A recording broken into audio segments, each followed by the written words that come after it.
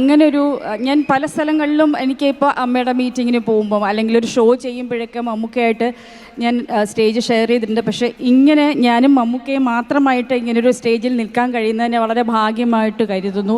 അതിനപ്പുറത്തേക്ക് കൈരളി എന്ന ചാനൽ തുടങ്ങിയ അന്നു മുതൽ ഞാനും കൈരളിയുടെ ഒരു അംഗമാണ്. കൈരളിയിൽ കുടുംബത്തിലെ കണ്ടില്ലേ, ഇത് മമ്മൂക്ക ആ ഒരു രോഗാവസ്ഥയിൽ നിന്ന് പൂർണ്ണ ആരോഗ്യവാനായിട്ട് കേരളത്തിലേക്ക് വന്ന ഒരു 8 മാസങ്ങൾക്ക് ശേഷം അദ്ദേഹം കേരളത്തിലേക്ക് തിരികെ എത്തിയതിന് ശേഷമാണ് കൈരളിയുടെ ഒരു ഇവന്റ് നടക്കുന്നത്.